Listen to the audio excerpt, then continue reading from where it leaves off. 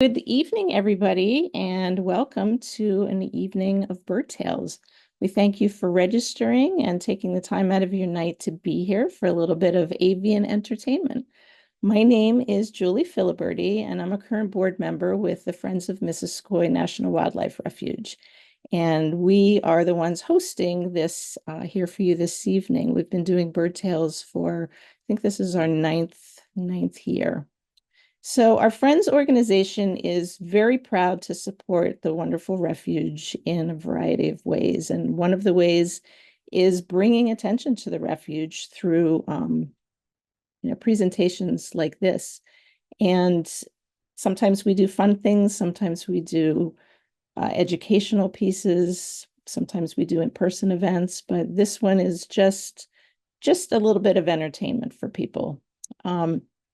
Usually for Bird Tales, we attract an audience from around the states, sometimes even internationally. So for those of you who maybe haven't been to visit Missisquoi before, I'd like to tell you a little bit about the refuge itself.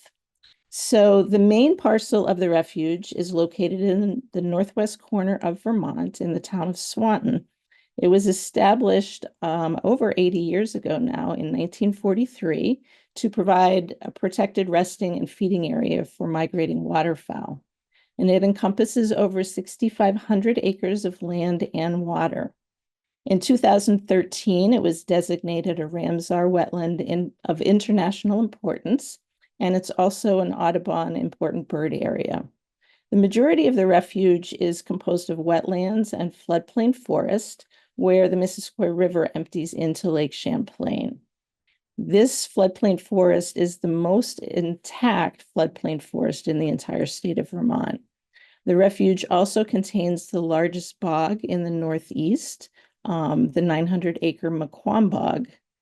And in addition to these expanses of very unique habitat, the refuge also contains some shrublands, some other forests, and maintains 250 acres of managed grasslands. The refuge is an essential resting and feeding stopover for migrating ducks, geese, shorebirds, and other water birds. It's also a haven for 17 state-threatened or endangered species, including the spiny soft-shelled turtle, the black tern, and the recently listed eastern meadowlark. The refuge also includes a couple other areas. One is Eagle Point, which is about 450 acres on the east shore of Lake Memphremagog, north of Newport. And that piece is actually managed by Vermont Fish and Wildlife. And there's also 262 acres in Westville, New York. We have trails to walk on, there are rivers to paddle on, and lots of birds to see in the area. So we encourage you to come take a visit if you have never been there before. So as the Friends, we want to make all our events free for the public, and we don't actively fundraise as a group. So all of our revenue to support the refuge has to come through donations and memberships. And so in virtual events like this, we can't put out a donation jar, but we can advertise our website so that you can go visit and maybe choose to make a donation in support of the refuge or even join the Friends as a member. If you join as Friends, that's really the best deal. There's a lot of different levels of membership, so you can choose what would fit your pocketbook best. It entitles you to our quarterly newsletter that we can email or mail to you, and it will keep you abreast of everything that's going on at the refuge. So Rich will put that website in the chat. So we would love for you to visit and give us your support. And that support goes directly to the refuge. So before we start the evening, we would like to honor the Abenaki and acknowledge the lands of the refuge. The lands and waters of the Missisquoi National Wildlife Refuge are very special places to those who make it their home. And we, as the current stewards of this area, recognize our responsibilities in caring for these lands and waters. We recognize that these lands and waters are also important to the Abenaki Nation of Missisquoi, the previous caretakers of this land. We are grateful to them and their ancestors for caring for this land and its surrounding waters for thousands of years. We understand the importance of this land in the indigenous heritage of the region and to the Abenaki present and past. We recognize the hardships and suffering these families endured when they were pushed out of their traditional ancestral lands as European colonization took hold. And we acknowledge their agony and despair when their access to the Delta for subsistence was ended by the creation of this wildlife refuge. We invite our visitors to share in honoring this Abenaki home by engaging in mindfulness while enjoying the refuge lands and waters, and by holding the space with care and appreciation. All right, so I think we are ready to get going for an evening of bird tales. So I'm going to first introduce our first storyteller, Dave Southwick, a very good friend of mine. And Dave is going first because he is actually the brainchild of this event. So back in 2017, I sat down with Dave and we planned out the very first evening of bird tales together. Back then it was in St. Albans in the Bliss Room. It was an in-person event, and it continued to be so until COVID when we moved online. So you are here tonight because of Dave and his great idea for an evening of bird tales. Dave has since moved south, and I think his story is going to tell you a little bit about that move. So, Dave, the floor is yours. Oh, thank you, Julie. I am just honored that you would even consider me for part of this 10th anniversary. It seems like Bird Tales has just been this wonderful journey. As you mentioned, from that little curious evening, the first night in the Bliss Auditorium, through 10 years of fascinating and uplifting tales. I want to start just by recapping what I think are some of my favorites, just to kind of stir the pot just a little bit. But here are some that just jump out at me. From that very first year, I still remember Eddie Edwards telling tales of birds collecting, of all things, blue glass. I mean, that just sort of stuck with me. And over the years, I never got tired of Bridget Butler talking about slow birding or sharing about her owls. In fact, I have an Irish friend, pastor, who was in attendance once, and to this date we meet. I don't know, maybe once a month. And to this date, he doesn't end a single conversation without saying, who cooks for you?" Certainly something that he learned that night. Speaking of owls, I can vividly remember Angie Myers kept us just captivated following her backyard owls. And we did the photography session with Kyle Tansley, just those amazing up close and personal look at how he captured his brilliant his photos. I was also captivated by the evening that we spent listening to the young birders share their enthusiasm for birding. And I can say without a doubt that birding is in great hands as we move forward. And finally, I think at the top of my list, because she's right here, but that's not true. But Julie Filiberti, when she did her 100 bird day, to this day, I still think it is one of the best tales that was ever taken. I literally wanted to strangle her when she just left us hung on 99 birds. That was just unbelievable. What a great tale she did. Julie, again, thanks for thinking of me for this edition. When Julie first shared the topic for this evening, and of course, my initial thought was that we'd all come on and share birds from some exotic place that we had been to. One problem, many of you probably remember, but Mav Kim's years ago, she did the 4 stages of birding, where stage 1 is where we look at birds in our backyard at our feeder. Stage 2 is going out on local bird walks. Stage 3 is where you might take a half a day or a day from a family vacation to go birding. And stage 4 is where you plan an entire event or a vacation just around birding. Well, I'm a solid 3. So I haven't really been anywhere exotic that I could even share with you. And I'm sure that there are some tonight that'll do a much better job of that. I was going to fake it. I thought maybe I would share like harlequin ducks from the Canadian Rockies or shell ducks from outside Buckingham Palace or even nenes from one of our trips to Hawaii. But I know there are others who have much better content for that. So instead, after careful thought, I have settled on a journey much closer to home. I call it the uncertainty of change. So let me share my screen with you. So my tale of where have birds taken me begins with the uncertainty of what I call physical changes, and that is me relocating 804 miles from St. Albans, Vermont, to Raleigh, North Carolina. And then after I do that, I want to focus on the four birds that best capture the uncertainties of the emotional change that took place during that same journey. But let me start by quickly sharing with you a model has helped me get through both physical and emotional changes for a long time. This is an image or a tool, if you'd like, that my mom gave me years ago, one that I still use today as a guide to help me through change. Imagine, if you will, that the element of change is this window frame, and the different panes represent those stages or those concerns that we have about change. Some of the panes have beautiful glass in them. Some of them might be broken or cracked, and others might not have any glass at all. But no matter what our current situation, it is these same frames or elements that we use to forecast how we might experience our future. We know where we are, we know the things that are going on around us, and we use that to help us think about where we are going to go. When we move from one situation to another, we wonder first if the good pains, the good things that are currently in our life, that they're going to stay intact. We wonder if the broken ones might even get better, get fixed.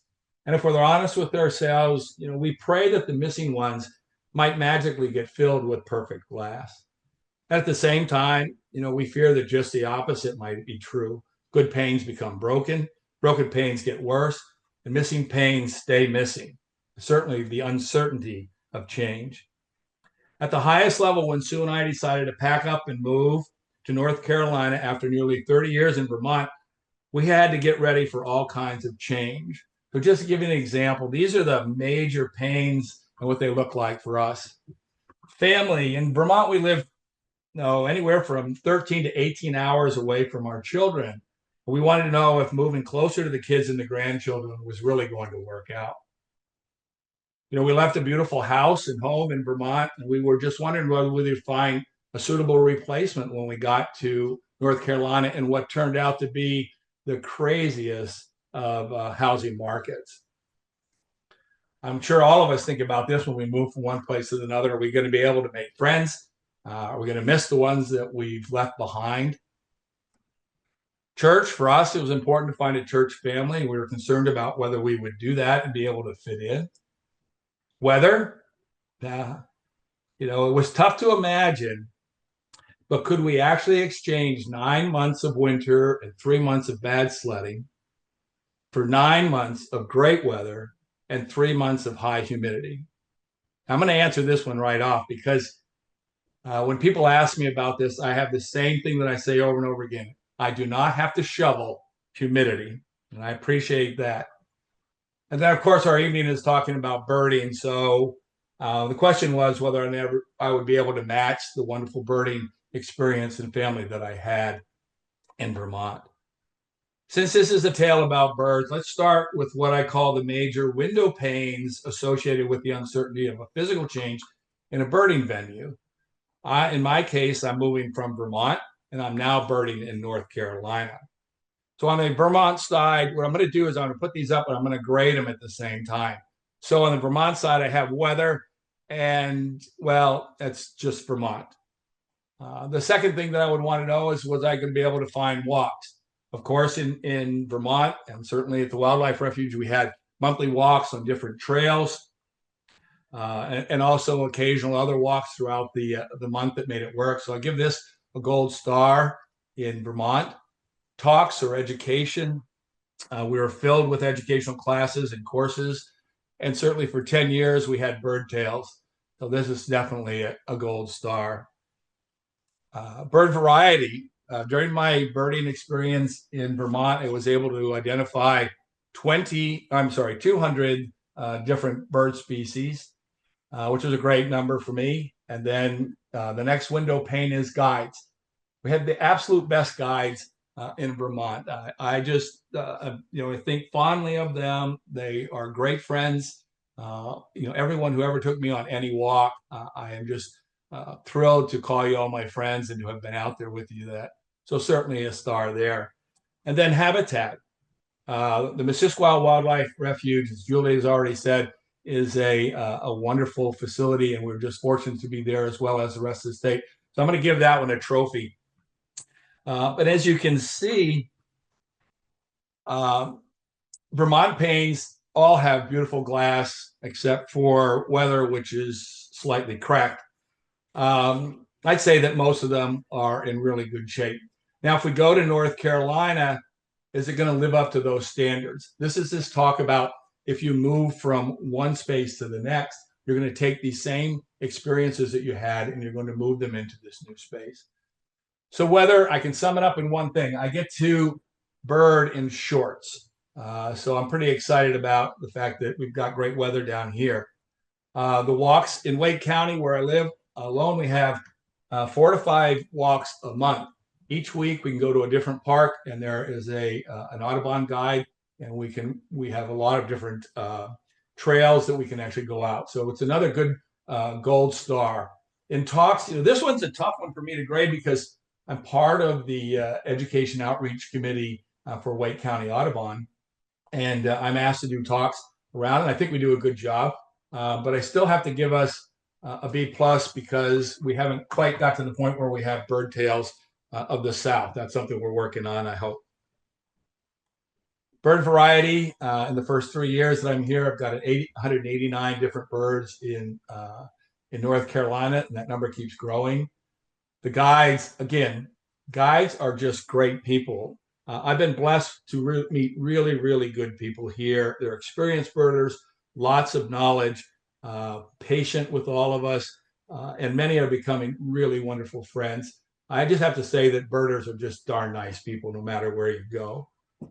And habitat, North Carolina is a habitat diverse state. Like Vermont, many of the walks have anywhere from 4 to 5 different habitats, all within a 2-mile loop. And as a bonus, we have the Atlantic Ocean, which is 2.5 hours to our east, and we have mountains about 2.5 hours to our west. While it's not the Missisquoi Wildlife Refuge, it certainly gets a gold star as well. So all in all, I would say that the physical window panes of birding have transitioned well. But the question that you asked is, how have birds or where have birds taken me? So let me introduce you to the 4 birds that have taken me through the uncertainties of the emotional changes brought on with this relocation. First bird is the chickadee. This little bird represents the first emotion of change. And that emotion is anxiety. So first of all, what would I be anxious about? We've already touched on a few of these, but will I find a new birding family? Will I fit in? Will I know any of the local birds? Will I still get called out on eBird? Some of the exciting things that happened to me while I was in Vermont. In Vermont, we have the black-capped chickadee, a year-round friendly feathered favorite.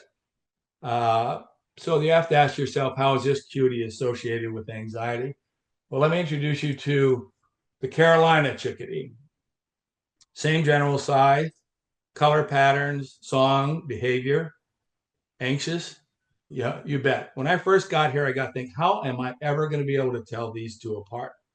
And the fears began to fade when I did a bit of research and I realized that I discovered that the line of overlap of these two species is 250 miles north of me. So for the time being, until major changes move the range of the black-capped chickadee further south, maybe, just maybe, I am safe in knowing that when I see this little beauty in my backyard, that it's a Carolina version. The second bird is the hermit thrush. Now, this is the state bird of Vermont, as you all know, and Vermont was my home for almost 30 years. So how is it that this bird can be associated with the emotion of confusion. Well, this is the number of hermit thrush that I saw when I was living in Vermont. Now, I heard them, and other people on walks saw them, but up until recently, this is what I thought a hermit thrush looked like. This is the number of hermit thrush I have seen on, with my own two eyes, I've seen on 4 of the last 6 walks that I've been to in North Carolina. So I'm confused. Maybe, just maybe, the hermit thrush is a metaphor for folks who disappear from the north and reappear somewhere in the south. Next bird on my emotion list is the snow goose. I don't care where you see these birds, they store up the emotions of awe and wonder. Whether you see a raft of 10,000 on Lake Champlain or those same 10,000 in a field in eastern North Carolina, the spectacle of these birds coming and going is simply majestic. They also represent a personal awe and wonder between my past window panes and my new window panes. Now, I used to see these birds in Vermont or New York in the middle of their journey. And now I reside a tad closer to their safe winter resting home. So maybe, just maybe, the snow goose reflects my own life's journey, where Vermont was in the middle of that journey and North Carolina is a tad closer to my safe winter resting home. The final bird on my emotional journey is the American robin, and it represents the emotion of a new perspective. This is probably the first bird that each of you could identify. Ubiquitous, dependable, friendly. It sits still long enough for you to get a good look at it or a nice clean photo. And it builds its nest close by so that we can observe the wonders of nature. A truly familiar backyard friend. In Vermont is an indicator of spring, a new beginning. That summer resident who can always depend on.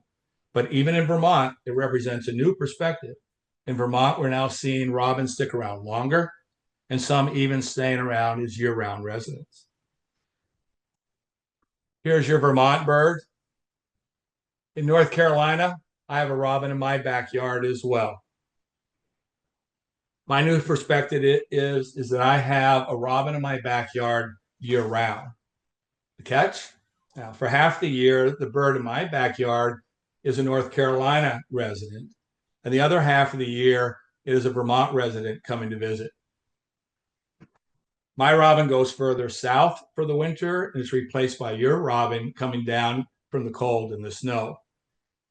It has been an interesting new perspective to have and be able to witness both the summer and winter of this bird's adventures.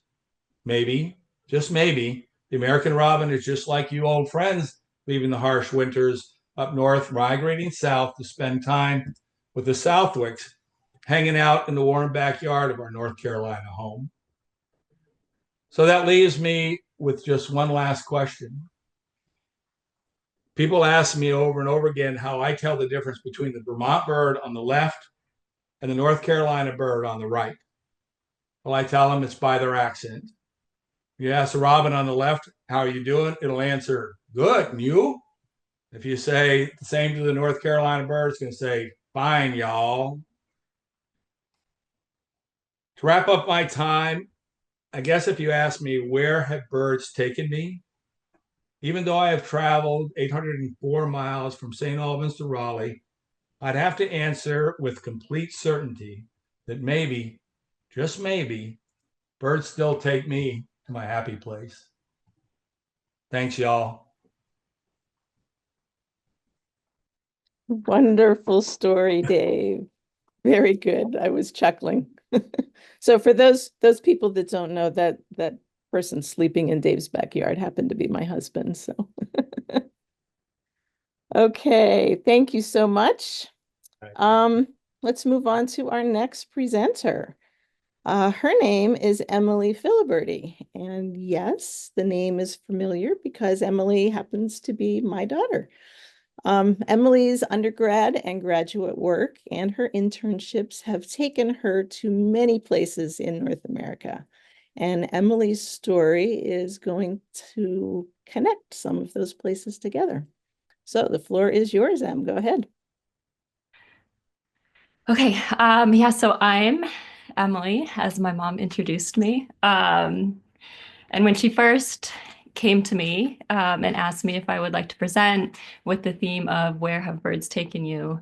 My first thought was honestly, where have birds not taken me? As my mom kind of alluded to, I've pretty much formed my entire career around birds. I've spent the last 10 years of my life researching them. Um, and I'm going to briefly introduce that, but also focus on one of the coolest discoveries that I've made in the past 10 years and kind of how I'm connecting or dragging metaphors out of that discovery and connecting it to my own journey. So just to start out, I mentioned I've been researching birds the past 10 years. I started when I was in undergrad at the University of New England, and there I had the opportunity to study bobolinks in Shelburne Farms, so in northern Vermont. And I ended up doing that internship for 3 years, and then honestly just fell in love not only with the birds, but also with just the hands-on approach to conservation and being able to take the birds that I've been seeing all throughout my life and just have the opportunity to hold them close in my hand. So after I worked with bobolinks, I graduated from undergrad, and then I took an internship doing point counts in New Hampshire. And I did that for 3 months. And then after that, I just kind of made the decision that I didn't really know what I wanted to do. I just knew that I wanted to keep doing internships and I wanted to keep traveling the world while doing so.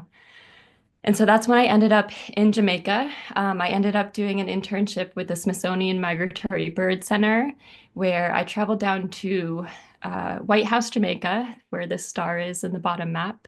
And I dedicated 4 months to helping out this long-term research project working with American redstarts. So this was basically my office for 4 months. This was the beach in Jamaica, my commute to the actual forest where the redstarts were. And during this internship, I just had the opportunity to see so many different birds and to work with them hands-on. A lot of those birds were birds that we're all very familiar with because they breed up near us. I was able to see the eastern kingbird, the northern parula, a bunch of warblers, the northern water thrush, black and white warbler, green heron, and I think a kingfisher is behind the picture of me.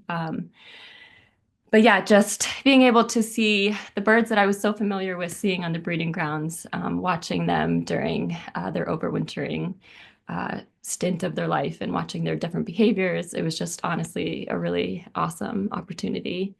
And then I also had the opportunity to see birds that were very unique to the place that I was. Some were even endemic. On the left, I was able to see a vervain hummingbird, which is one of the smallest birds in the world. The banana quit, which is a crowd favorite and a very popular bird throughout the Caribbean. And then also endemic species as well, like the grass quit, the orange quit, and the Jamaican oriole. But honestly, most importantly, the northern potu, which is on the right, which is one of the most stoic birds you'll ever see, but also extremely camouflaged at that. So just a really cool opportunity to see all of these birds up close. And just to elaborate on the vervain hummingbird, we were actually fortunate enough to find one of the nests. This is a nest of the vervain hummingbird. You can see these two little eggs, which are smaller than Tic Tacs. And because we found this nest so early on, we were able to monitor it. And we actually had the opportunity to watch them hatch and then eventually successfully fledge the nest. And just to put into perspective how small these birds were and how small this nest was, I think these are my sister's hands. She came and visited me at one point, but that is how small that vervain hummingbird nest was. So that was definitely very cool.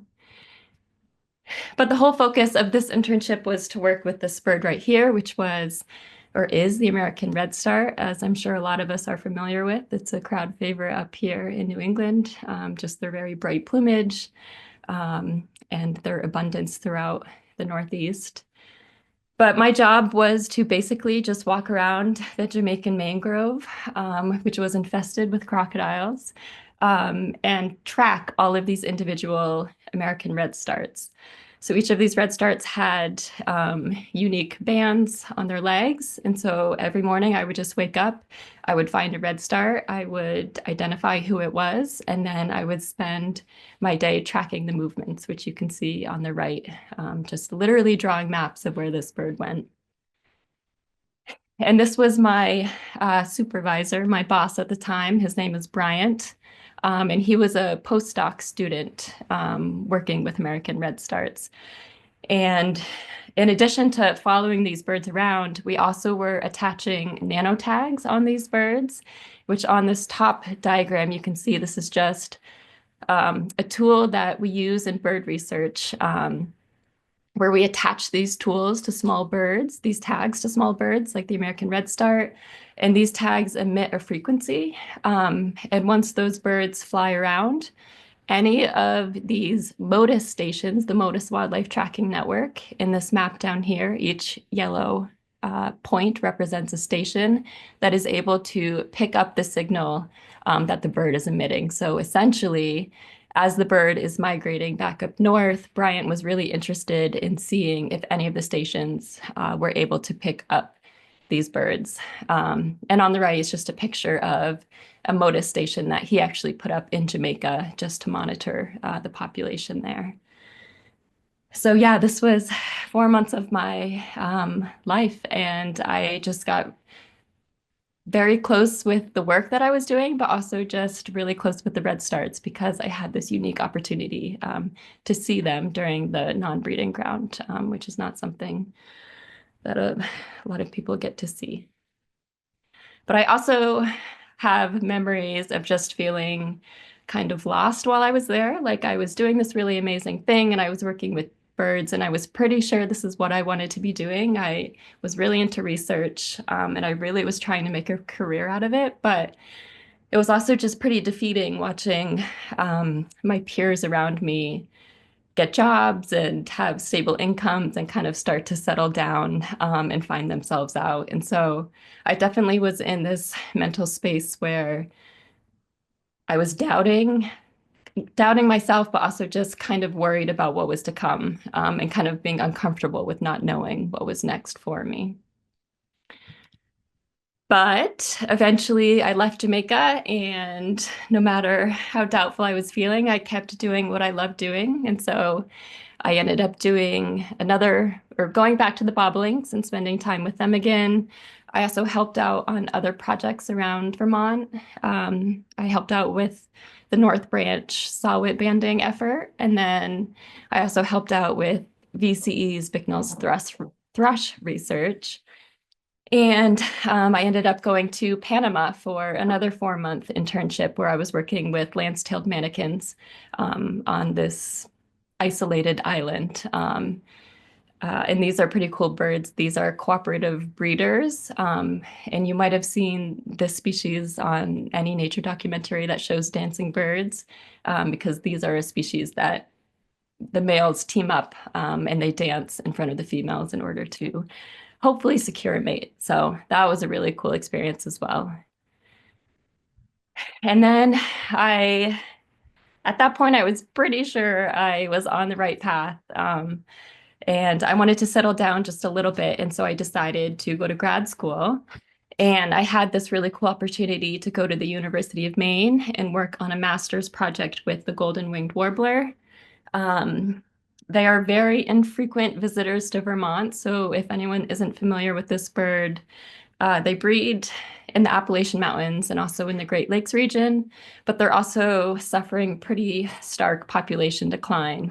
They're losing a lot of habitat and they're hybridizing with blue-winged warblers. And so this species is really on the conservation radar. And my goal for my master's project was to try to figure out their annual survival. So the likelihood that these birds were surviving an entire year and returning back to the same population. And I did that work in Wisconsin. So for 3 summers from 2021 to 2024, is that 3 years? anyways, I went out to Wisconsin during the summer and I did essentially the same thing that Bryant was doing in Jamaica, where I was tagging these birds. Here you can see a female golden wing with a nano tag on her back with the antenna protruding. And then I was also putting up my own MODIS stations with the hopes that these stations would be able to capture the frequency that my birds were putting out. And then I was also walking the fields with my ground telemetry to literally track the birds down and get my eyes on them to confirm that a bird that I tagged last year was had returned, had survived a full year, and remained in the population. Um, and so during my second year here, so I had already spent an entire summer tagging birds, went back to Maine, and then I was here my second summer.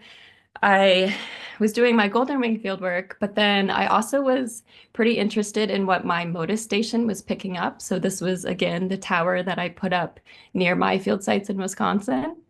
And so I would be checking the records every day. And at one point, I saw that the tower had picked up an American red star. And just looking at the metadata, I could tell that this red star had come from Jamaica. And once I looked into it further, I could see that Bryant, which was my supervisor while I was in Jamaica, had actually banded this particular bird 2 months prior.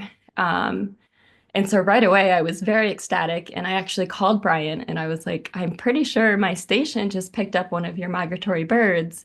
And he was super excited as well, because this was the point of his project, was to see where his wintering red starts were migrating to. And so we were able to just catch up and kind of talk about the odds of this tower picking up a bird that I had probably seen 3 years prior on Jamaica when I was there as well. And then that moment kind of passed. It was cool for a while, and I kept checking the station just because I was at that point really hyped to see what else it would pick up. And eventually, a week later, it picked up another American red start. But once I looked into it further, it was the same American red start. So at that point, I was like, this bird didn't just migrate through, this bird is actually sticking around my station. And then I kept monitoring it and it would show up 2 days, 2 days.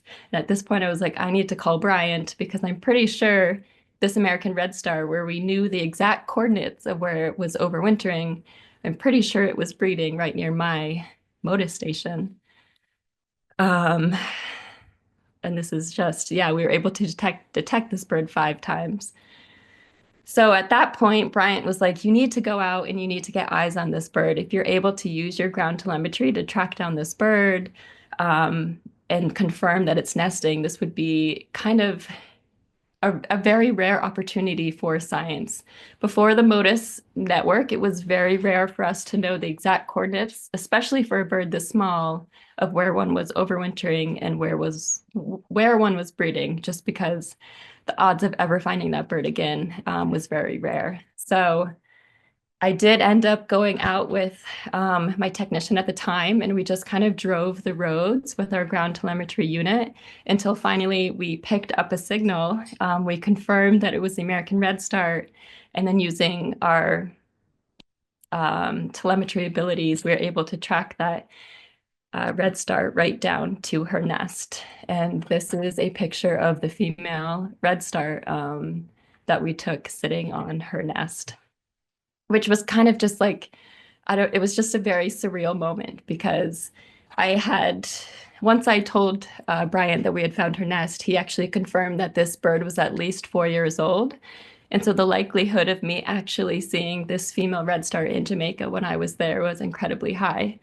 And here I was seeing her 4 years later on a nest near a MODIS station that I put up for my own research purposes. Yeah, just a goosebump moment. And just to put it into perspective, this is a picture of the female that Bryant took when he actually tagged her 2 months later, or 2 months earlier. So this is the same bird that you're seeing sitting on this nest here when she was in Jamaica. And then just to put it into perspective again, she could have migrated anywhere. She could have settled down to breed anywhere, but she ended up breeding um, at this place in Wisconsin, which is exactly where I was, where the white arrow is pointing. And this graphic is just showing all of the other locations that their cohort of American redstarts migrated to. So you can see that this female traveled the furthest north in the Midwest. And you can also see that this Motus station that I had up was one of the only ones in northern Wisconsin at the time. So yeah, it was just a very cool moment.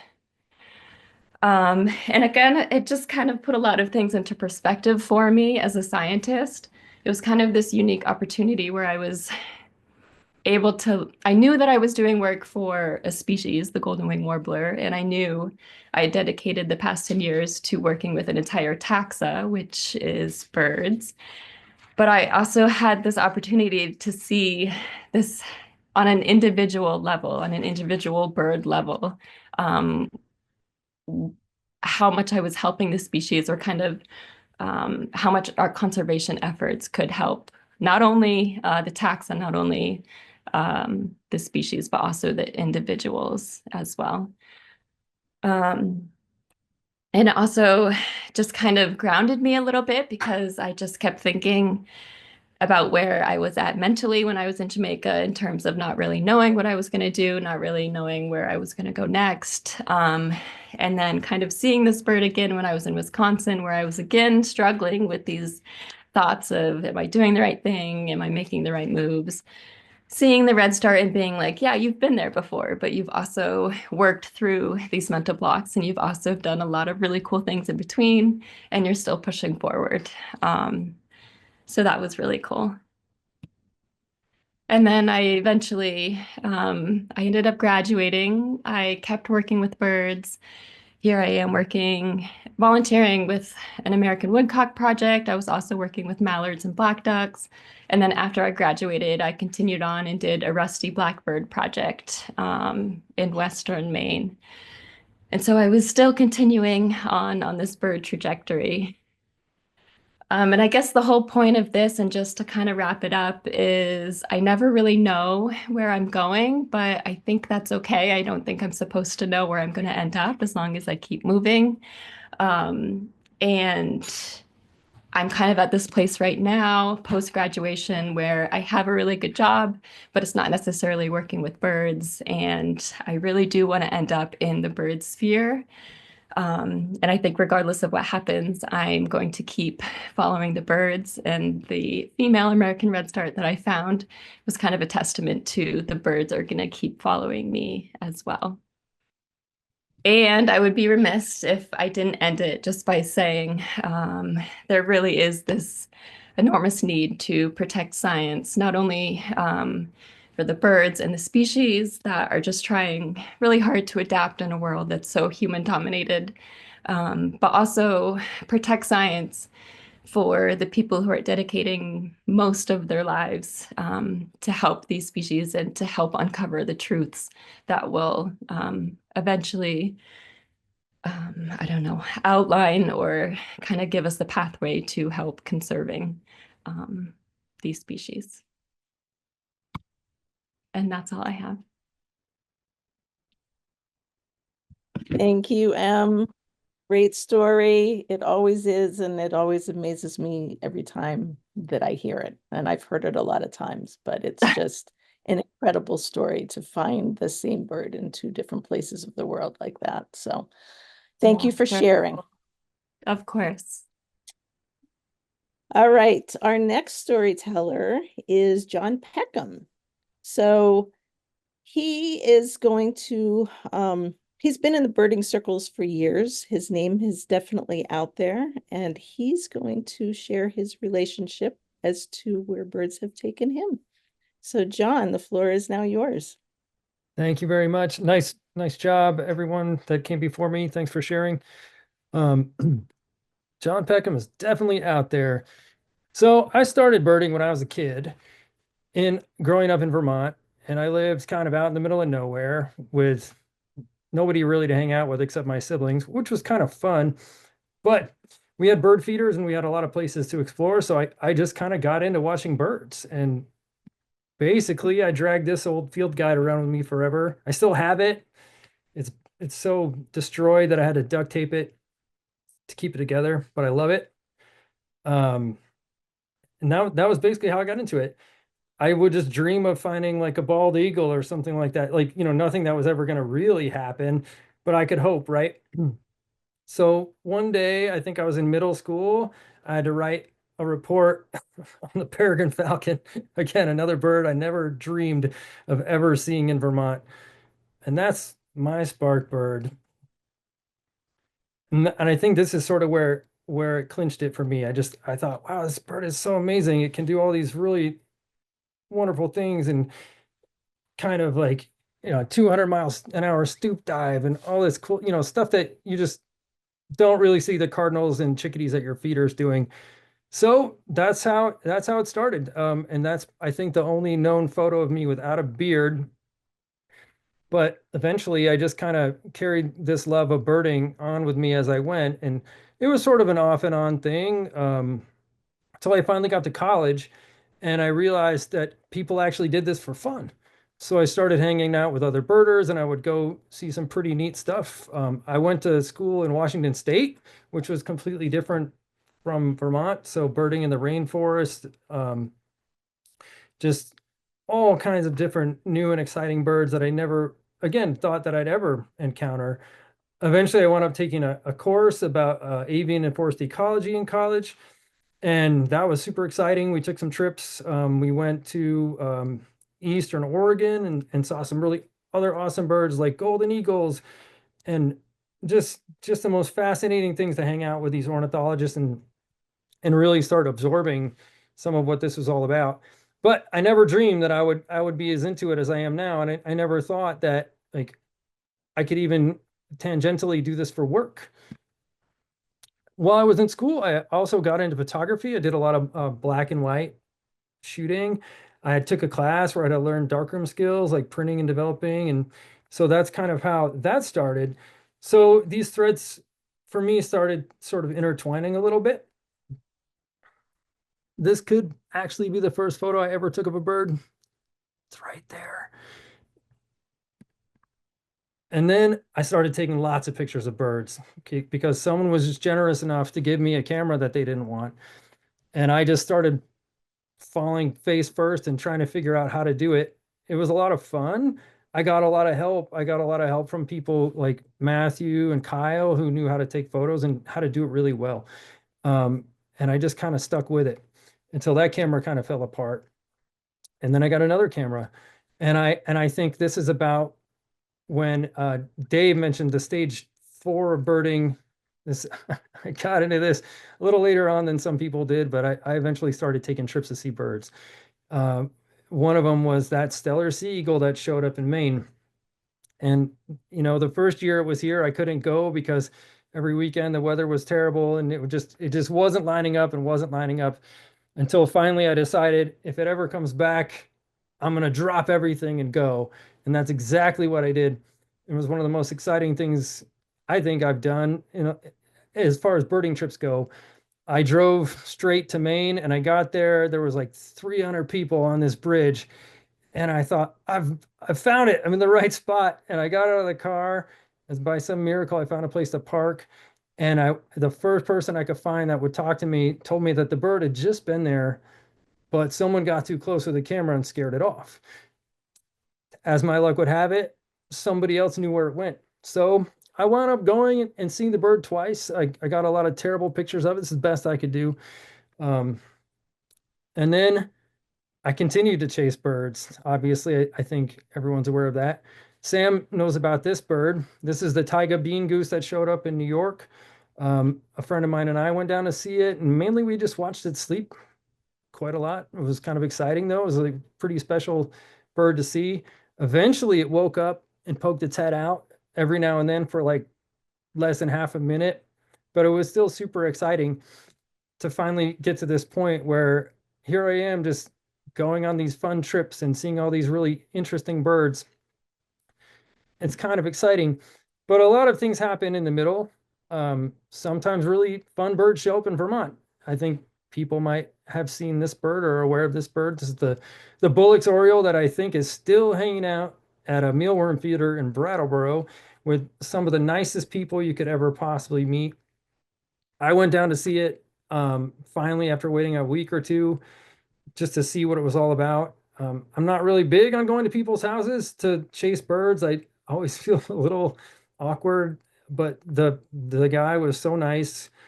He invited me in, and initially I declined. The bird was in the yard, and I decided I wanted to try to take some photos of it, and I didn't want to impose because the first thing he told me when I got there was that I was about the 40th person that had shown up to see this bird, and I figured he could probably use a break. So I just hung out in his yard, and eventually he came back and asked me again if I wanted to go in the house, and I didn't feel good declining him a second time. So I went in and I had a really nice chat with him. The bird never showed up on the feeder while I was in the house, but as I was walking out the front door, it saw me and flew off, and that was the last I ever saw of it. But in the meantime, I did get to see the bird. I got to spend some really quality time with it and take some pretty good photos. Another time, speaking of where birding has taken me, I think a lot of this has been about building relationships and making friends and getting to know people. When I started getting serious about birding, it was a pretty solo thing. Like I did it on my own. I was chasing birds off the listserv or on eBird when I could find them. And eventually, as some of you know, we started a Slack group. We have a really good community here. And I just started getting to know a lot of people, which is how I started finding birds. And I always try to do my best to share my information and my knowledge with other people so they can get excited about birding like I did. And so maybe the next kid with a Peterson's guide roaming around his yard looking for the bald eagle he's never going to find will get really thrilled someday and just really get into birding and then maybe get other people into it too. And at one of those points, I was down at the goose viewing area at Dead Creek, excuse me, and this car pulled up, and this woman got out, and she told me there's a Swainson's hawk over on Gage Road, and I thought to myself, what are the odds of that? And I thought they were pretty low to be sure, but when I realized that it was Stacy Robinson who had told me that this bird was on Gage Road, I hustled over there pretty fast to see it. This isn't that bird. I didn't have, my camera was broken at the time. I was dead and I hadn't replaced it yet, but this is a Swainson's hawk I saw in Colorado. Really awesome bird, beautiful. Sometimes I find myself in other places like a foreign country where I may have lost my cell phone and someone might be kind enough to bring it back to me, which was really, really appreciated. But in the process of that, I got to see this wonderful northern hawk owl. It's pretty exciting. Speaking of which, so I guess where birding has taken me, I think I birded in maybe like 20 states and provinces, not super impressive, a few different countries. And now I just drag my camera or my binoculars with me anytime I go. It's just something I like to do. I always view it as an opportunity to see something new or to see new birds in a place I've never been. Like if I could see just black-capped chickadees or a cardinal and somewhere else like in that I've never done it, that's great. I'm thrilled. I got to see my second ever barn owl last year in Colorado when I was out visiting some family. And I went to the state park, and how I found this bird was there was a woman with her two kids, and they brought me to the spot. And I have to tell you, those kids were so excited to see this bird. And it reminded me of why I loved this so much and how like just seeing those kids be so passionate and so excited to see a bird like this up close was such a special thing. And that was probably the best part of the day for me, but everyone left and I just kind of hung out for a while. And eventually I figured out how to use my camera and I got some nice shots of this bird. I had to wait for the sun to come out because it was kind of hiding in the dark. And eventually the sun just lit its face up perfectly. And it was another one of those like super rewarding moments where you just kind of remember why you do this and why you just have to be patient and wait because sometimes the moment will arrive. But it can be hard. It can be hard to wait for those moments because sometimes you just, like I said, you drive hours and hours and hours and you see that one of the rarest birds you've ever seen, it just kind of sleeps, which is also fun. But over the years, I've gotten really lucky and gotten some great shots.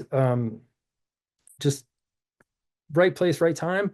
And that's led me to some things like having a gallery show or meeting people through this that I never would have met, and doing a lot of things that I think I've just been really fortunate to experience. Most of these birds I took photos of in Vermont, except for this one is another bird I chased is a tropical kingbird. This bird showed up in New Hampshire a few years ago. And again, it was one of those days where I just decided to roll the dice and I went for it. And I got really lucky. And with the help of some other people who were there before me, we found the bird. And it was, again, super exciting to see something completely out of context in November in New Hampshire, I think it was. So you never know what you're going to find. This bird was actually taken at Fort Cassin, another local eagle. Everybody knows the eagles at Fort Cassin, I think. This one, another pretty lucky bird. I got to spend a nice time with this one. Kind of gonna scroll through some of these. One of my favorites is a fox sparrow. Love these birds. Never get tired of them. Birding is also, as you know, I'm pretty steeped in photography. I have a website. This is the landing page for my website. It's one of my favorite pictures. It's just a backyard shot of a black and white warbler that kind of came out. This is exactly how I took the photo. The bird was upside down in the tree, and I thought it was kind of whimsical. Another one of my favorites, it's the black-capped chickadee. Like Dave said, they're just one of those birds. You just kind of fall in love with them. And I did get to see Carolina chickadees when I was in your neck of the woods. That was kind of exciting. And I too had some anxiety about whether or not I was going to be able to tell them apart. But lucky for me, I think I was in a place where I didn't have to really worry about it that much. I appreciated your story about that too, Dave. This is a rusty blackbird that I photographed in Missisquoi on the refuge. Another really, really fun bird. Just got lucky. The bird was very cooperative. I got what I think is a pretty good photo of it. Hard bird to get a picture of, that's for sure. This is I think probably one of the first times I ever saw a willet was in North Carolina, was in the Outer Banks, and just another one of those places I dragged the camera and I just went for it and had some fun. Wilson's plover, this one I think was in Georgia on the beach. I was just strolling along and this bird appeared out of nowhere. It's really exciting and never seen one before, and happened to get some neat photos of it. This is another one of my favorites. It's the bush tit. I was birding with my niece in Colorado, and I'm always thrilled when she wants to go with me because I think there's going to come a time when she's probably going to be bored of hanging out with her uncle. But this is a bird that we got to see together, both of us for the first time, and it was pretty much in her backyard. So that was kind of a thrill. And this is a white-crowned sparrow I saw on that trip out in Colorado. This is a field sparrow I took on a local farm here in Vermont. It's another bird I really like. They're always fun to hear. This is another just local tree swallows. This is a good day out. This is a lot of fun taking pictures. Another Colorado bird, a warbling vireo with a band on its leg. I still haven't been able to make out the numbers yet, but one of these days. And sometimes I just love taking pictures of commonplace birds. Sometimes you just get a really nice photo of a really everyday bird you'll see all the time. And this is, I mean, I can't tell you how many times I tried to take a good picture of a turkey and I finally got one. But again, it's another way that birding has just sort of taken me in so many different directions and just kind of been a through line in my life. Obviously there have been some times like during COVID, it was the one thing you could really do is go outside and go birding all the time. And that really kind of helped me move through some pretty like shaky times, I think, and really nice to be able to just connect with nature and improve your skills with the camera and become a better birder and build community in a way I think was really exciting to do during that time as well. Another bird, actually saw this one the other day, is a Lapland longspur. Never get tired of waiting for these things to show up. I found this obviously down in Addison. Everybody knows the spot, I think. Little Chicago Road. There were a lot of snow buntings out there and some larks and a couple of longspurs, 3 longspurs, I think. Very fun. So sometimes birding just takes me all over the state. Sometimes it takes me in other places in the world or other states. This is another one of my favorites. Is a brown pelican.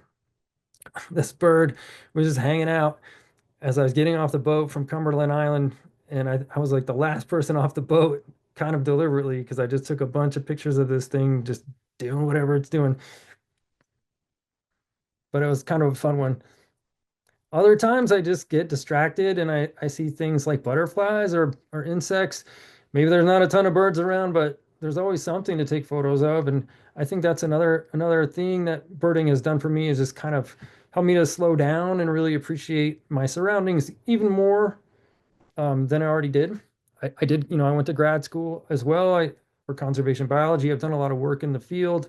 I've been lucky in that way. Um, so it's really wonderful to have a hobby that sort of ties in with my work and my passions, and also to have the photography as sort of an element to further tie these things together. Um, it's just something I really love to share and experience with other people and discuss. It's exciting to see some of these other presentations about how people are really actively working in the field, or how like birding's been a personal journey for them, and moving to another place, like maybe not taking a trip, but you're going somewhere completely out of context, and you're trying to learn about the world around you and engage with the birds that are there and try to learn all these new species. It's pretty exciting. That's why I like to take trips, because it's always a chance to do that. I don't know if everyone's a fan of these, but this is another little backyard animal that showed up one day. It was a snake in the driveway, and I got to take some pretty fun pictures of this. This was in North Carolina, just sitting on a lawn somewhere. It held still for long enough for me to get some really fun photos of it too. This is this was another one of those like total surprise. What's that in the brush? Oh, it's an armadillo. Guess what? I've never seen one of those before. That's pretty exciting. This was in Georgia on Cumberland Island as well. Just pretty cool spot. If you've never been, it's worth a trip. A lot of great birds, feral horses, pretty fun stuff. Speaking of feral horses, that's one of the horses from that island. Pretty cool. I've seen them in other places too, but I was trying to take some pictures of an alligator, and these horses nearly trampled us as I was kind of intending to do something else. But I got up pretty close, not intentionally, got up kind of close to these things. They're fun. And just sometimes you find a chipmunk in beautiful sunlight and you stop and take a picture of it. So as you can see, the birding and photography is just taking me in all kinds of different directions. It never gets old for me. It's always fun and exciting. Sometimes you just get to see a porcupine eating an apple in the yard. They sound funny when they do it. Sometimes you find some coyotes. These are Colorado coyotes. Always have a good time with them. And they're everywhere out there. You don't have to look too hard. And some black-tailed prairie dogs. I always thought that they're pretty cute. They're pretty fun to watch. They're really, I don't mean to anthropomorphize them, but they're always kind of like watching little people in fur do some interesting stuff. Like groom each other or make funny sounds. And this I was on the Cape last year at Race Point, and the day before I saw this fox started following me around this parking lot, and I couldn't quite figure out why. And I thought maybe something was wrong with it. And the next day I went back and did a pretty good leg of birding and met some pretty interesting people, some pretty well-renowned birders. Got to see some pretty awesome birds while I was there. But on the way back, there was a bunch of people hanging out with these big lenses, and I thought maybe they were on some cool bird, but it turns out they're on this den of foxes, and the babies were nursing and kind of frolicking. It was just really, really fun to see this like up close, and that was why that fox was following me in the parking lot. I think it just wanted food, and it thought maybe I had something, or maybe it thought I was friendly too. And this is a local Vermont fox. That's a mink from the Causeway. And some snow buntings from this year.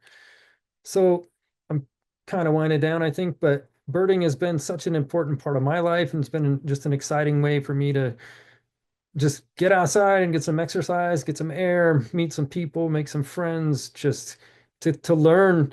I've learned so much. I've had to do so much research.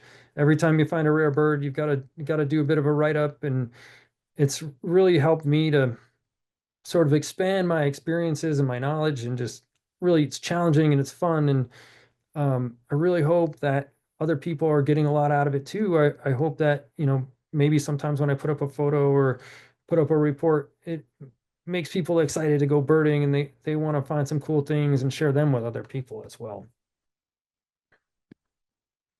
I do have a website and an Instagram account if you're interested.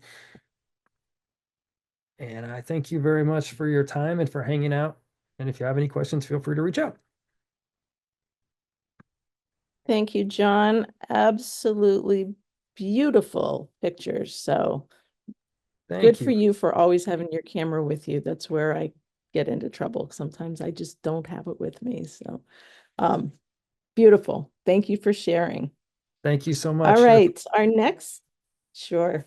Our next presenter is Claire Payne. Claire is actually a new board member for the Friends of Missisquoi. She's also an incredible photographer and an incredible artist. We're lucky to have her on the board.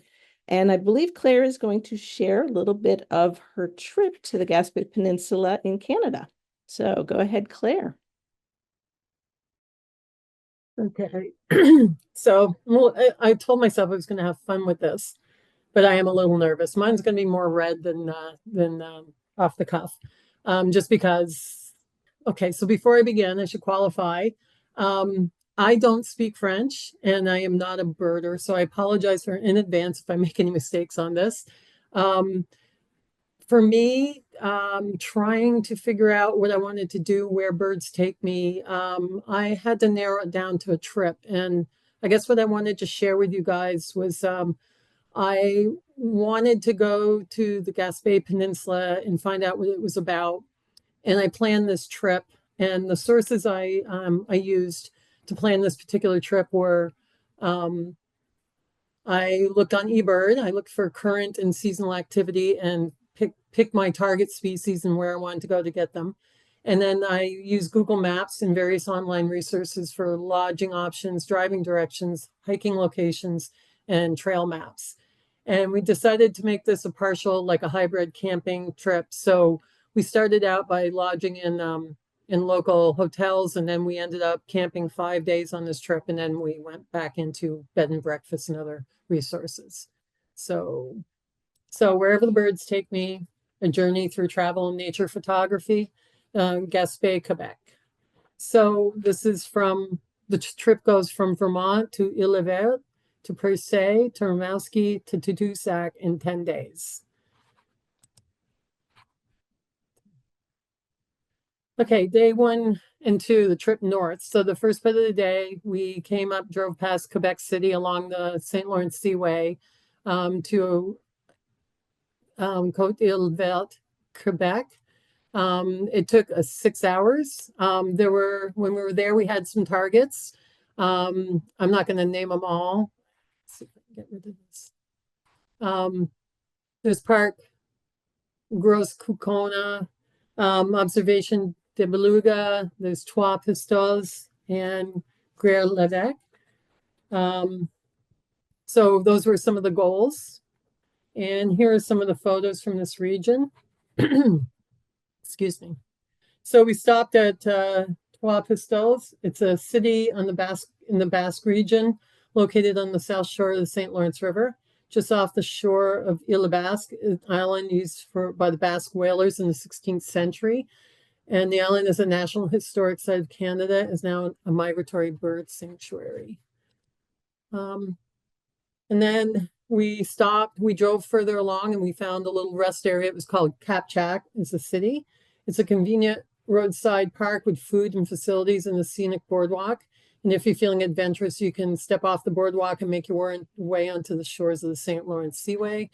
And there's a lot of shorebirds, as you can see, and also seabirds. It was a very stormy day, windy. It was interesting to go. And then we went to the Basque region. Hidden gems can often be found in residential neighborhoods. And one of the places was a birding spot nestled at the end of a quiet cul-de-sac. This location offered a perfect vantage point to observe shorebirds as they foraged along the tidal shores of the St. Lawrence River. And next we went to Rivière du Loup. Wikipedia says the city was named after a nearby river, whose name means Wolf River in French. The name may also come from a tribe known as Les Loups, which means the wolves, or from many seals known in the French loup marin, sea wolves, once found in the river's mouth.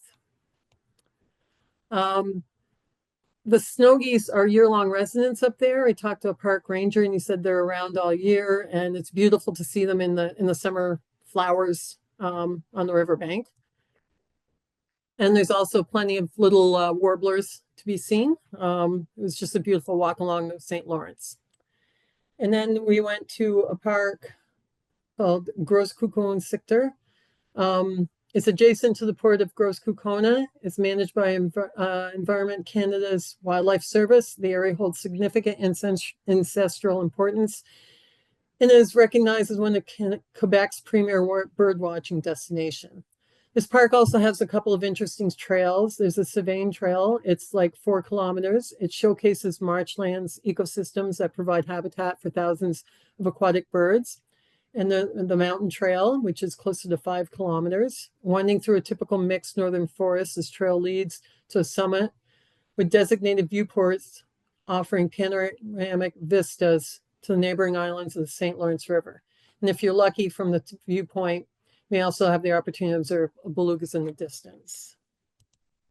So day 3 through 8 was northwest over the top of the Gaspé Peninsula and crossing over to Percé, Quebec.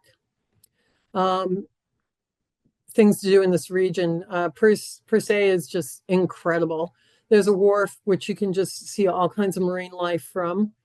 Plage de Broodville was a wildlife refuge. National Park of Bonaventure Island in Pierce Rock.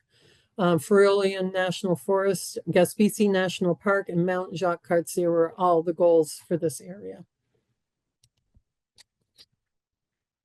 Photos from the region. And here you can see I'm standing on Pierce Wharf and taking a picture of Pierce Rock. That rock is just, I didn't show a lot of pictures, but it is breathtaking. And I took thousands of pictures of that rock from different perspectives.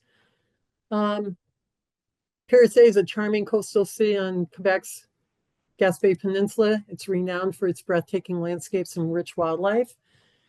As one of Quebec's most beautiful villages, it draws visitors to iconic sites like Percé Rock, Bonaventure Island, and Percé is also a haven for bird watchers and offers endless discoveries. The longer you stay in the area, the more you'll see. So shorebirds like semi-palmy plover and sanderling are on all the beaches there. Little common murre just seemed to be laughing while he was taking his morning bath.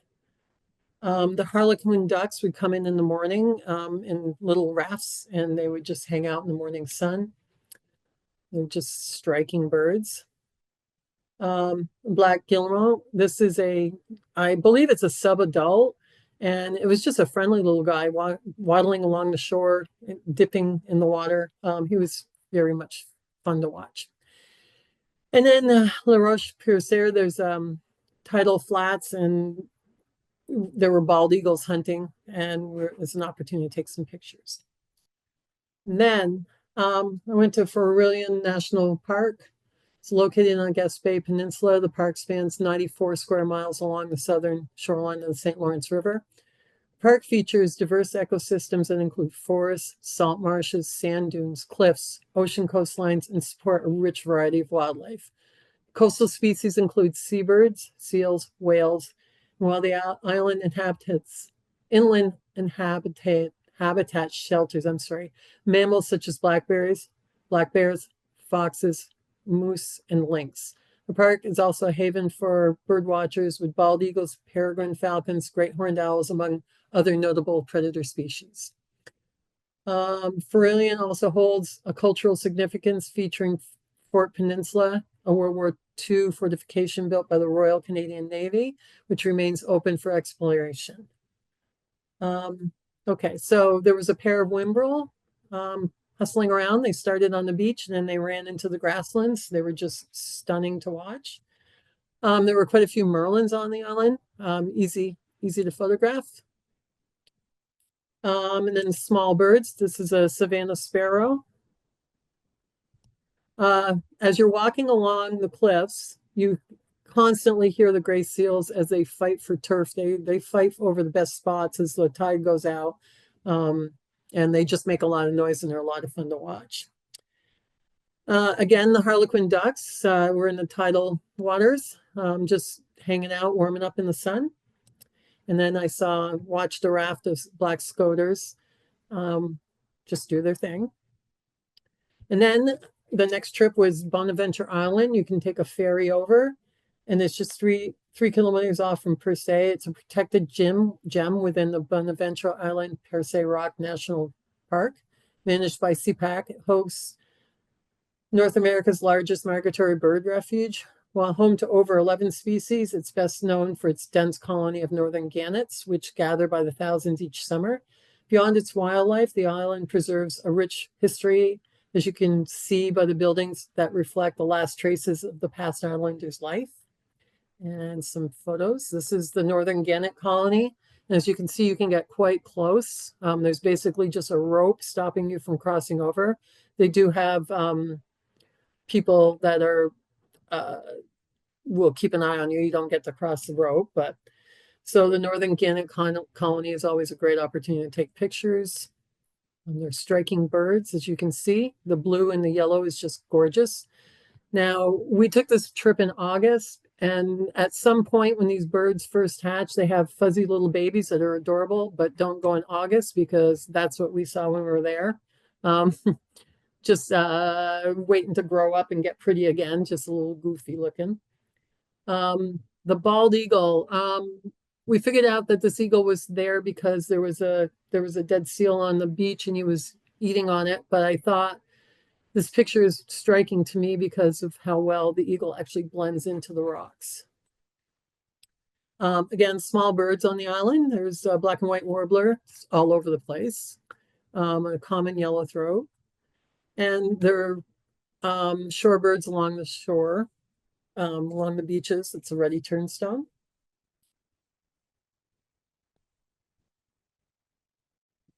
Okay, and on to Mount Jacques Cartier in Gaspésie National Park. It's a 5.1 mile out and back near Mount Albert, Quebec, generally considered a challenging route. It takes approximately 3 hours to complete. Mount Jacques Cartier is an essential habitat for the woodland caribou and the best place to observe that animal. There's no pets allowed on the trail. It's prohibited to leave the marked trails. Hiking on the trail only from June to September, and is only permitted between 10 a.m. and 4 p.m. The only access is by shuttle to trailhead, and departures are not permitted after midday. A park warden is on site to educate, answer questions, and ensure compliance with the rules. Now, there's very small amount of woodland caribou on the south side of the Quebec, on the Gaspésie Peninsula, and we were lucky enough to see some. This was a very distant large male caribou seen on a ridge. But as we were walking back, my husband and I, in the blowing wind, we saw this 3 caribou coming along, and they crossed our paths. And as you can see, we got a beautiful look at these animals. They're incredible to see. So a little story about driving to Gaspé National Park. It's good to know. Gaspésie National Park in Quebec is breathtaking natural paradise, well worth the drive, but preparation is key. As we ventured deeper into the interior of the Gaspé Peninsula, Google Maps became unreliable, leaving us uncertain of our route, and we decided to stop at Mount Albert sector to gather our bearings, where we reoriented ourselves and continued our journey to Mount Jacques Cartier, sorry. The return trip took us back on vast gravel roads where an unexpected challenge awaited. A low air pressure alarm sounded on the truck, and within moments, our tire was completely flat. To make matters worse, the truck's rims seemed to be frozen to the frame, refusing to budge. As we debated our next move, a truck towing a trailer pulled up behind us. Two men stepped out, introducing themselves as part of a traveling motocross team fresh from a recent race. Without hesitation, they set to work on swiftly replacing our spare. Friendly and efficient, they assured us that they would never leave anyone stranded in such a remote area. With a wave and a smile, they were back on the road. It was a powerful reminder to me that adventures can lead you to some most isolated places, and that being prepared is essential, but sometimes the kindness of strangers can be just as crucial.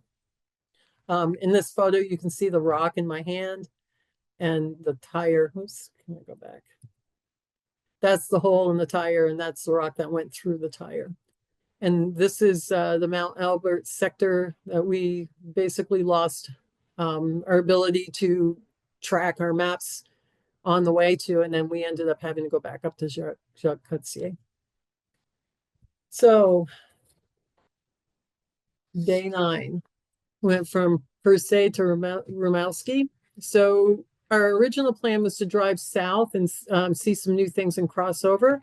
But once we had the experience of going into the interior of the Gaspé Peninsula, as soon as you leave the coast, you no longer have Wi-Fi, you no longer have maps, you no longer have anything. So it gets kind of scary.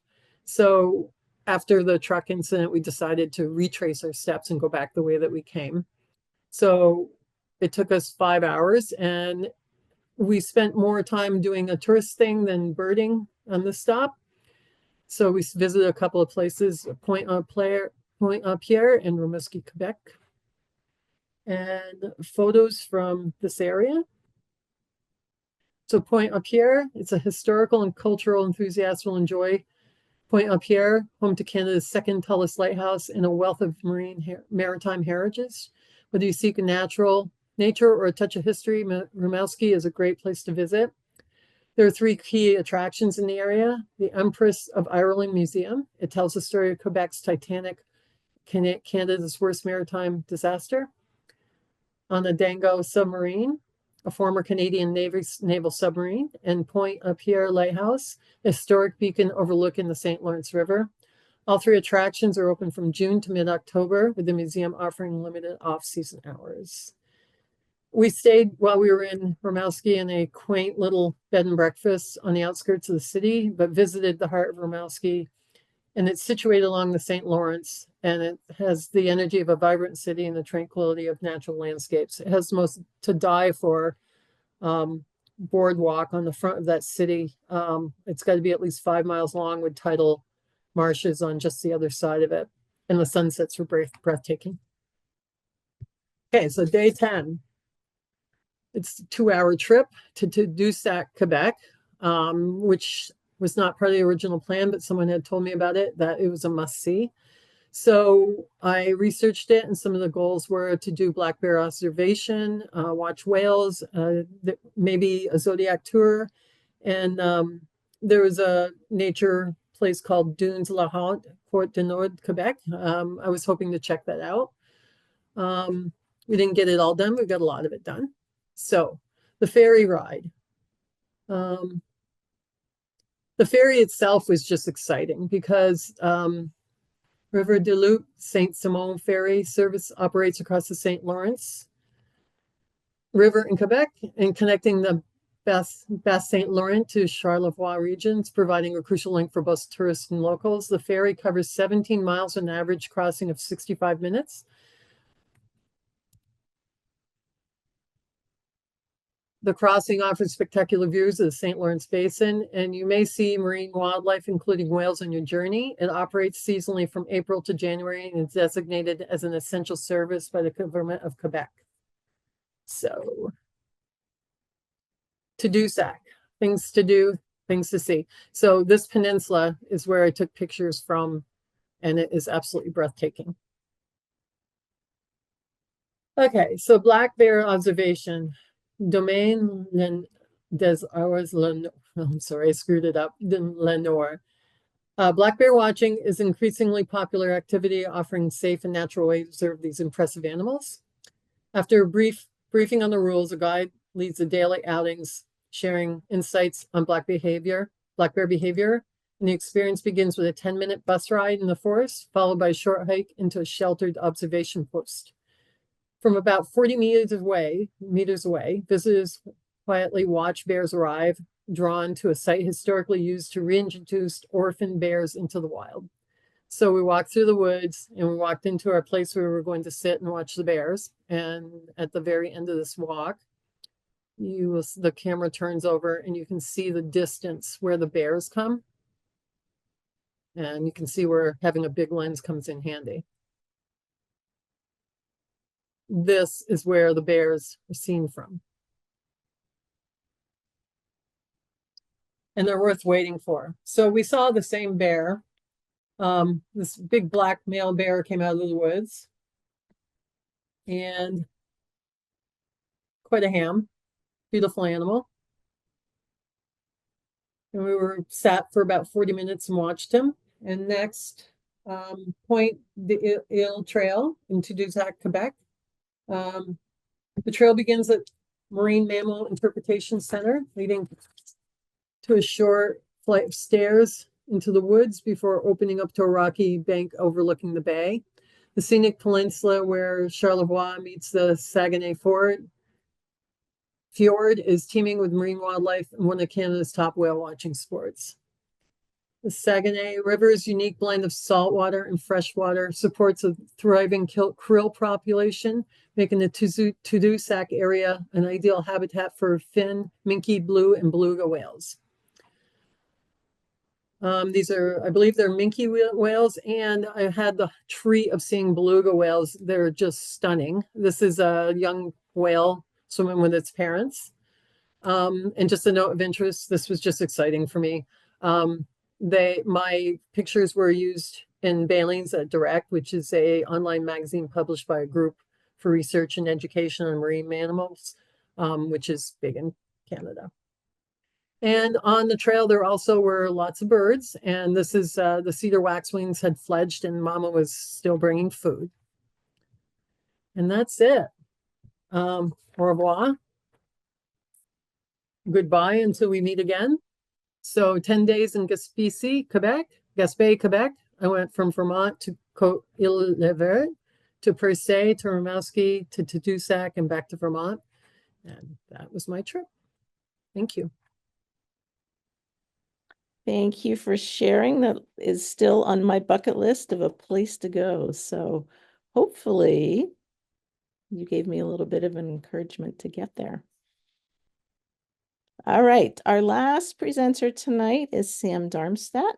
And Sam is going to share how growing up with birds have influenced the direction of his path of life. So, thank you. This is where birds have taken me. It's kind of a bit of a life story of some recent years, because I think one of the most interesting thing about where birds has taken me is the number of places. So it's kind of more of a broad overview. And I mean, I could start at my birth, but I think one of the most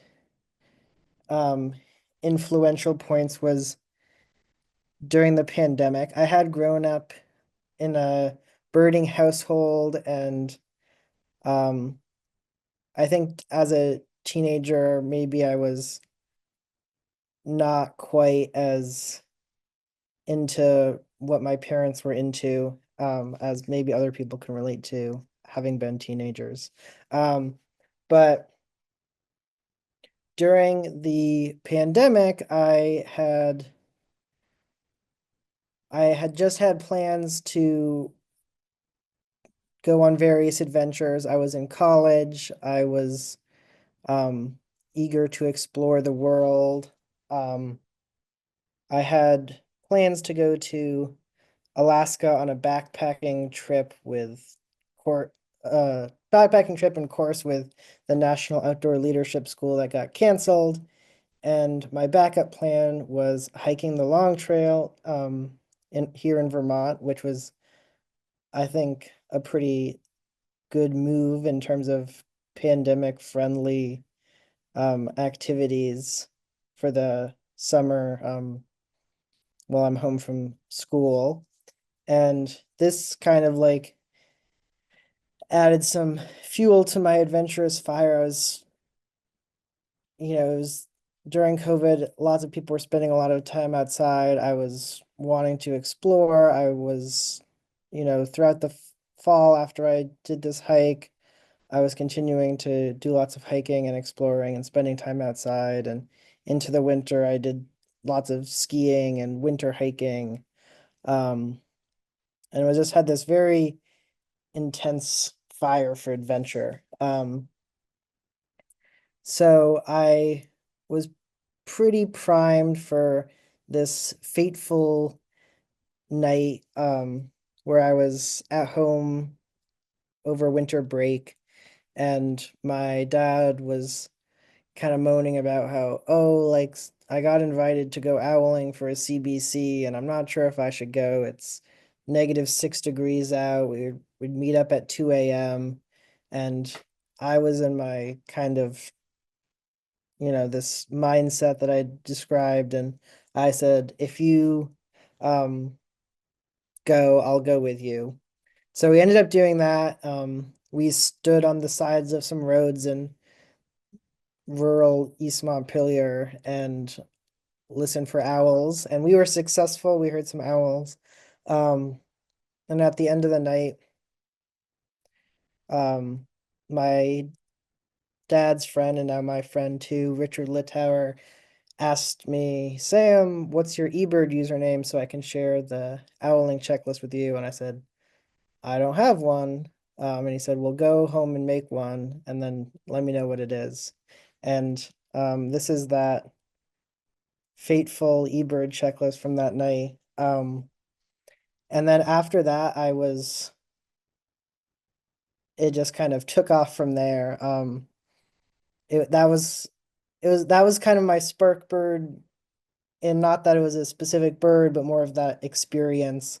And then once I had eBird, I realized you can like see where birds are and you can go look for them and you can learn about how to identify them and where they're found and where they migrate. And it was this amazing tool to both learn from and to explore the world of birds with, that it was just the perfect vessel in which I could funnel all of my curiosity and adventurous spirit that I had built up, and gotten to that point where I was primed and ready to lean into it.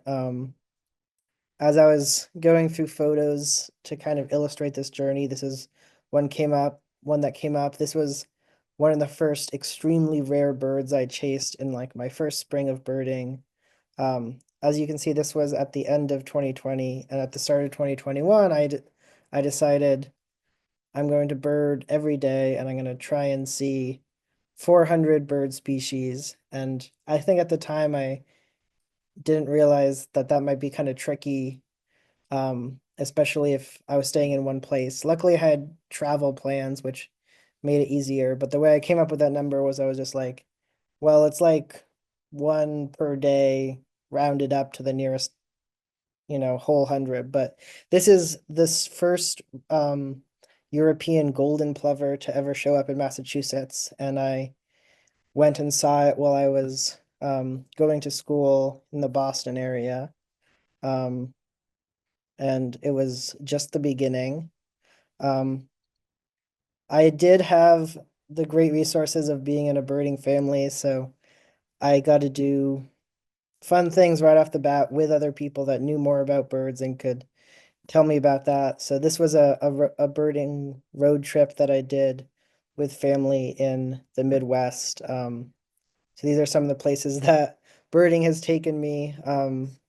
Ohio, Michigan. We went all the way out to Minnesota and North Dakota and came back and saw, I think we had 240 species of birds just on that trip over like 12 days.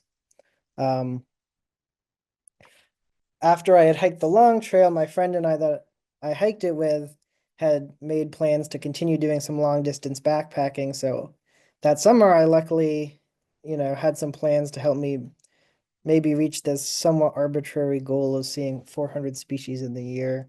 And that was to hike the John Muir Trail in the high Sierras in California. So that was really exciting for me to go out west and have all the birds be different. And this is one of the more extreme examples of places that this passion has taken me, which is I'm hiding from the rain in a little like rocky cave on that hike. And right towards the end, another extreme was we summited Mount Whitney, the highest point in the lower 48.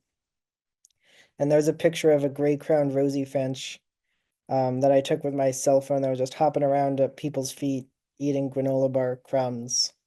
Um, and the day after that, went down to the lowest point in Death Valley, and then went out to Utah to see our friend Chicken Man, who we had met when we were hiking the Long Trail, to kind of continue that adventure out west as part of my first intense year of birding. That fall, I went back to school. I proceeded to explore more odd areas, such as a sod farm in Maine, with Charlie, where we were looking for buff-breasted sandpipers, and tromping it through a marsh in Rhode Island in November, and like topping out my boots and getting soaking wet in the freezing water just to look for birds. I continued to try and have birds be part of my life as much as possible. I only had a picture of banding saw-whets at the nature center. I feel like that's something that a lot of bird enthusiasts in Vermont do. My dad leads birding trips, and I kind of was starting to get into that and explore my interest with doing that. So I helped lead a trip to Arizona, which is where I took this picture of a greater roadrunner. And I was very motivated to explore more areas, find ways to go on trips, even if that means making sandwiches on the hood of the car while listening for birds at dusk. This is a trip to Cape May that I took right at the end of my college career, right around graduation. And shortly after that, I drove across the country to California for my first bird research job in the field, which was in the high Sierras in California again. I think my experience on the JMT kind of gave me some qualifications for this more entry-level position and doing bird work. And we were walking around the forest, doing at the time, Northern goshawk surveys, now American goshawk. There's a picture on the left of one of the goshawks that we saw. And I just continued at it. In the fall, I went up to Northern Ontario to the Hilliardton Marsh Research and Education Center to band birds. We did that during the day, and I guess I decided to just include raptor photos. There's me with a red-tailed hawk and a merlin. We also did owl banding, which was really fun to do after having done that in Vermont. We banded a lot of northern saw-whet owls, and then also some long-eared owls, which I'm holding there on the right. And as I mentioned earlier, I've been hoping to go to Alaska, and the pandemic kind of hindered that plan. But while I had been in California, I went to the coast and went on a pelagic birding trip and kind of got really passionate about seabirds, and I wanted to learn more about them. And I found an internship in Alaska doing seabird research, which is where I went next. I went to the Alaska Sea Life Center in Seward, which is south central Alaska. And I got to do things like seabird and marine mammal surveys around Resurrection Bay outside of Seward, on a little tiny boat called Jabotis. And sometimes that was in great weather, like on the right, and it's one of the most beautiful and stunning places I've ever been. But it was also Alaska in the winter. I went there in early January, so there was also some blizzardy weather too. And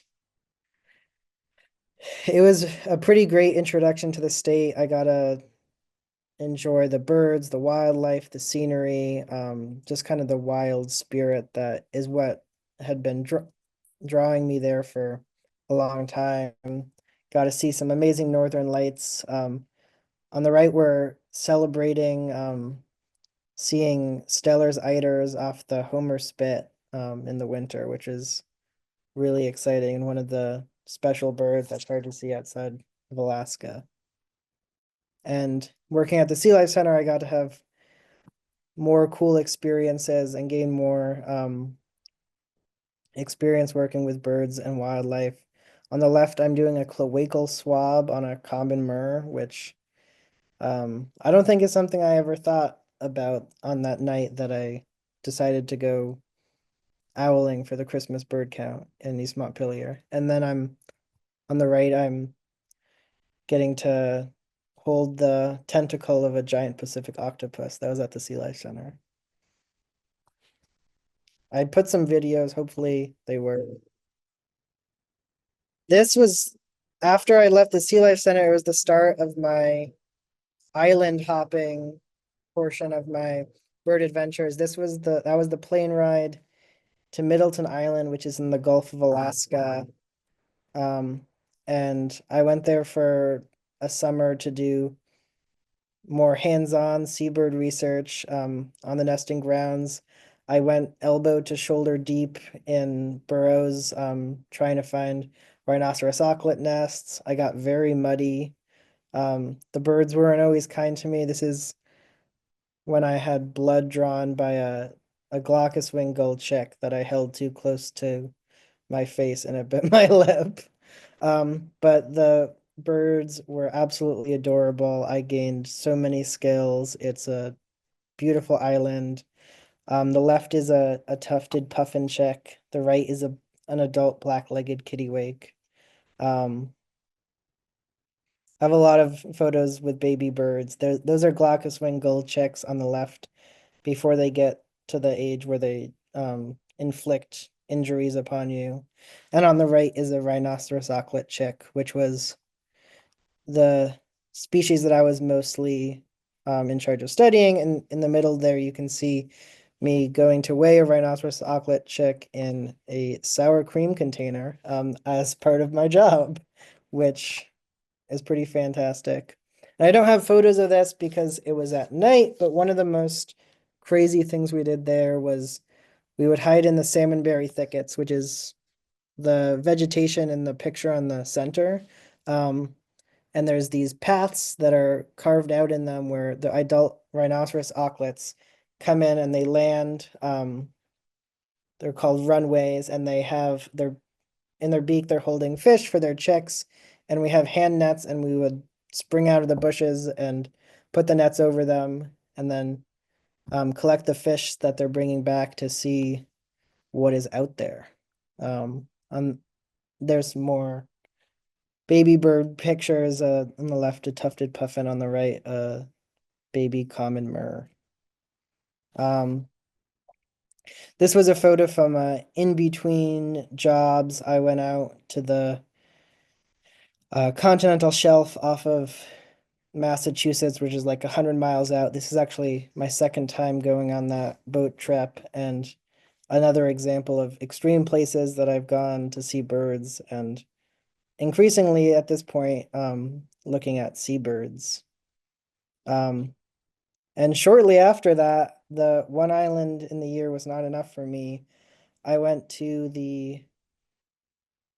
I guess it's not controversial to say, like, the top migration hotspot in North America, Southeast Farallon Island, which is um, off of the coast of Central California, around 30 miles off of San Francisco. And it's this large rock that looks pretty inhospitable, but more bird species have been recorded on the island than any other single spot in the entire country. And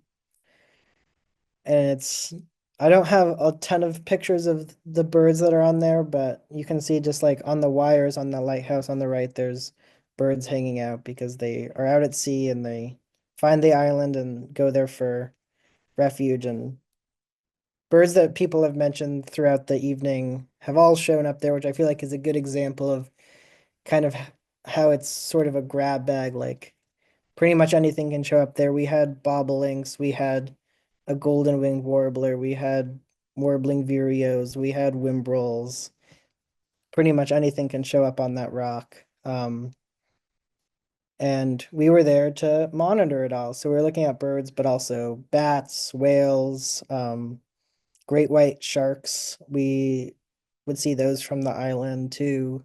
Um, we did ridiculous things like zip line across what's called the Jordan Channel between the main Southeast Farallon Island and West End Island, which is separate because they're, you know, there's water in between them, but they are pretty close.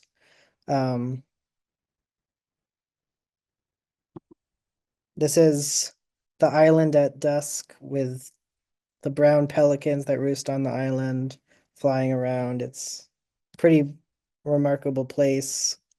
We did some work at night, mostly trying to catch burrowing owls, which stop over on the island during their migration, but I'm holding a Cassin's auklet, which is mostly what we caught in the net the night that I tried to help do that. The only way on and off the island was this, we'd pick up this boat with a crane and drop it in the water. So we spent a lot of time operating that and making sure it was safe to use. And then when I left, I got to drive the boat. I think the captain was pretty chill. He took a look at me and he's like, "Here, you drive."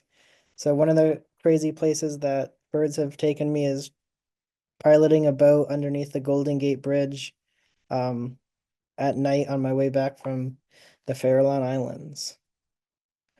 I then spent some more time working on my skills as a birding guide.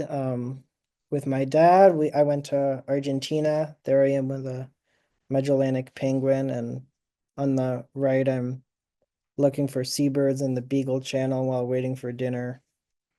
I went to Costa Rica also for the same purpose, and northern Minnesota. And then I was back in Alaska. It has a way of drawing you in, and I spent most of last year working there again. I started by going to Gunsight Mountain Hawk Watch, which is the northernmost hawk watch in the world. It's in the spring, but it's in interior Alaska and is pretty cold, so I'm stayed pretty bundled up for most of the time. There's a goshawk that I took a photo of when it was going on by the hawk watch. They're at the end of the season with our count board. And as I said, I kind of caught seabird fever. So I spent another summer on a seabird island in Alaska, and this time it was St. Paul Island, which is in the middle of the Bering Sea, and is a pretty popular birding destination. There's a company there that guides birding tours just on the island, both to see the special seabirds that nest there and a lot of birds that show up there from Asia. And I had a great time there with the seabirds. A lot of them have pretty small ranges and are not found many places, such as red-legged kittiwakes, which I'm holding in the right. They're only found nesting on like a handful of islands in western Alaska. And on the left is a crested auklet fledgling that didn't make it to the water by itself. We found it on the roads, so we're giving it some help getting to the water so it can continue with the rest of its life. This is a video of the wind on the island. It's an incredibly intense place to be. Just the sound of the wind and how fast the vegetation is blowing around, I think might illustrate how it felt to maybe be working in those conditions.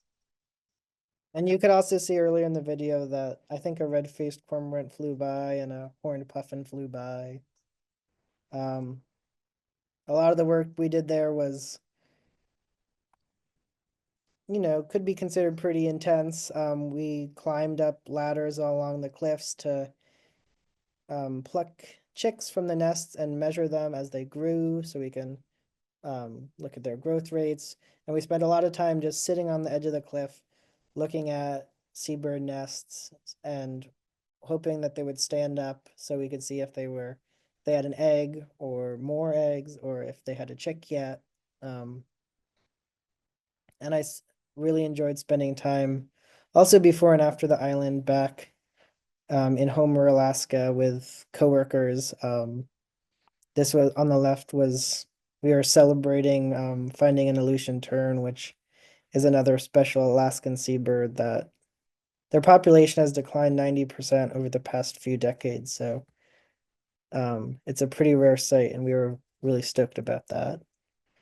Since then, I've continued, finding ways to have birds in my life, even if it's not directly what I'm doing for work. Through a friend that I'd worked with back in Northern Ontario, I got to show up and band some birds in Montreal. I did more owl banding at the Nature Center. With some friends that I worked with on the Farallones, we planned a trip to bird in South Texas, right along the border. As you can see, the wall is there. And what's next is I decided that I really am enjoying the guiding aspect of what I've been doing with birds as my career and am going to be mostly focusing on that for now while I'm still young and I can travel the world and find cool birds and most importantly, share that with other people. Great. Thank you. Thank you so much, Sam. You came a long way from that night of owling during the Christmas bird count for sure. So congratulations on that. And I think both from yours and from Emily's show, I think people can get a taste. If you want to get up close and personal with birds, you got to do some research because that's how you do it. So thank you. Thank you for sharing. So I guess then that's a wrap. I want to thank everybody for joining us. We hope you were entertained. We hope you learned a bit, something new that you didn't know before. Don't forget to show any appreciation by visiting our website and maybe dropping in a donation if you feel inclined to do so. You can also leave us an email there and just give us some feedback on what you thought.